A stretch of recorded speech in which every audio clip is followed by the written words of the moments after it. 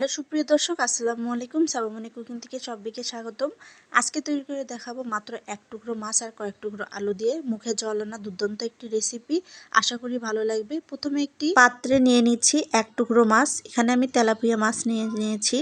আপনারা চাইলে যে কোনো পছন্দ অনুযায়ী মাছ নিয়ে নিতে পারেন। দিয়ে দিব স্বাদ অনুযায়ী লবণ, হাফ টেবিল চামচ পরিমাণ হলুদের গুঁড়ো। হলুদের গুঁড়ো আর লবণ মাছের গায়ে ভালোভাবে মেখে নিব। সম্পূর্ণভাবে মাছের গায়ে ভালোভাবে যখন মাখা হয়ে যাবে তখন এর মধ্যে দিয়ে দিব আমি একটি আলু, বড় সাইজের একটি আলু আমি মাঝখান দিয়ে ফালা ফালা করে নিয়েছি, সেটাও দিয়ে দিচ্ছি। আপনারা চাইলে আরও বেশি আলু ইউজ করতে পারেন, আমি এখানে একটা আলু ইউজ করতেছি। হলুদ এবং লবণ আলুর গায়ে ভালোভাবে মেখে নিব। মাছ আলু ভালোভাবে মেখে নেওয়া হয়ে গেছে, এবার এক সাইডে রেখে দিচ্ছি। তারপর চুলায় একটি প্যান বসিয়ে গরম করে নিয়েছি, তাতে 3 টেবিল চামচ পরিমাণ সরিষার তেল দিয়ে দিচ্ছি এবং মেখে রাখা মাছ এবং আলুগুলো দিয়ে দিচ্ছি। অবশ্যই এই রান্নাটা সরিষার তেল দিয়ে করতে হবে, তাহলে আসল টেস্টটা পাওয়া যায়। তো সম্পূর্ণ আলু দিয়ে দিচ্ছি। এবার এক সাইডে হওয়ার জন্য অপেক্ষা করব 2 থেকে 3 মিনিট। 3 মিনিট পর মাছ উল্টিয়ে দিচ্ছি, আলুগুলোকেও উল্টিয়ে দিতে হবে। মাছ আর আলু যতক্ষণ পর্যন্ত সিদ্ধ হয়নি ততক্ষণ পর্যন্ত রান্না করে নিতে হবে এবং জালটা মিডিয়াম লো আঁচে রেখে রান্না করে নিতে হবে, নইলে আলুগুলো সহজেই পুড়ে যাবে। তো সিদ্ধ হওয়া পর্যন্ত অপেক্ষা করতেছি। সিদ্ধ হওয়ার পর দেখিয়ে দিচ্ছি। মাছ আর আলু আমার ভালোভাবে সিদ্ধ হয়ে গেছে। এবার একটি পাত্রে উঠিয়ে নিব এবং ঠান্ডা করে নিব।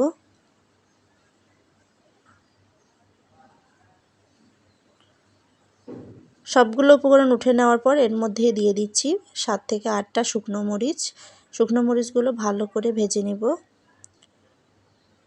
মরিচ ভালো করে ভাজা হয়ে গেলে একটি পাত্রে উঠিয়ে নিব।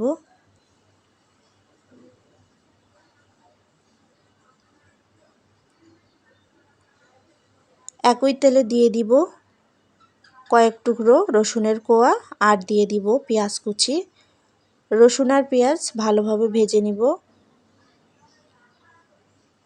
এই রেসিপিটাতে অবশ্যই রসুন আর পেঁয়াজ ভালোভাবে ভেজে দিতে হবে, তাহলে টেস্টটা অনেক সুন্দর পাওয়া যায়, খেতেও কিন্তু অসম্ভব মজা লাগে। অনেকেই আছে মাছ খেতে চায় না, এভাবে মাছ যদি রান্না করে এভাবে রেসিপিটা বানিয়ে খান অবশ্যই ভালো লাগবে। তো আমার পেঁয়াজও রসুনও ভাজা হয়ে গেছে, উঠিয়ে নিব। তো সবগুলো আলু, পেঁয়াজ, মরিচ, রসুন একসঙ্গে নিয়ে নিয়েছি। এবার আমি মাছও ঠান্ডা হয়ে গেছে, কাঁটাটা বেছে নিব।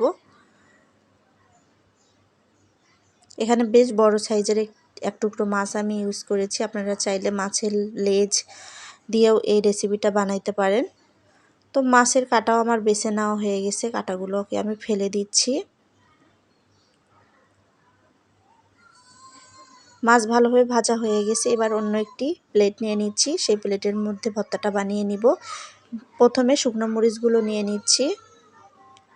সামান্য কিছু পরিমাণ লবণ দিয়ে মরিচগুলোকে ভালো করে গুঁড়ো করে নিব।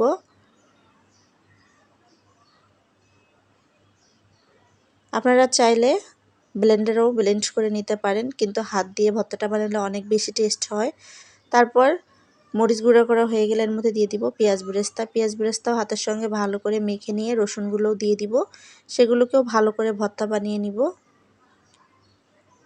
রসুন, পেঁয়াজ, মরিচ ভালোভাবে ভর্তা বানিয়ে নেওয়া হয়ে গেলে এর মধ্যে দিয়ে দিব ভেজে রাখা আলু। ভেজে রাখা আলুগুলো দিয়েও হাতের মধ্যে ভালো করে মুথে মুথে ভর্তাটা বানিয়ে নিব। সবশেষে দিয়ে দিব কাটা বেছে রাখা মাছ। সবগুলো উপকরণ হাতের সঙ্গে ভালো করে মেখে ভর্তাটা বানিয়ে নিব। এই ভর্তাটা খেতে কিন্তু অসম্ভব মজা, পরিবারের লোকেরা অনেক বেশি পছন্দ করবে। আর এই ভর্তাটা একবার হলো বাসায় বানিয়ে খেয়ে দেখবেন। আর অবশ্যই বানানোর পর আমাকে কমেন্টস করে জানাবেন যে এই ভর্তাটা আপনাদের কাছে কেমন লেগেছে। অনেকেই মাছ খেতে চায় না, এইভাবে ভর্তা বানিয়ে খেয়ে দেখবেন। এই মাছের ভর্তায় অবশ্যই ঝালের পরিমাণটা একটু বেশি দিতে হবে। আর সবশেষে ভর্তাটা অন্য একটি প্লেটে নিয়ে পরিবেশন করে দেখাচ্ছি, আর উপর দিয়ে একটু লেবু চাকা করে দিয়েছি। ভিডিওটি যদি ভালো লেগে থাকে অবশ্যই একটি লাইক, কমেন্ট, শেয়ার করে পাশে থাকবেন। আর খুব বেশি ভালো লাগলে চ্যানেলটি সাবস্ক্রাইব করে দিবেন। সে পর্যন্ত সবাই ভালো থাকবেন, সুস্থ থাকবেন। আল্লাহ হাফেজ।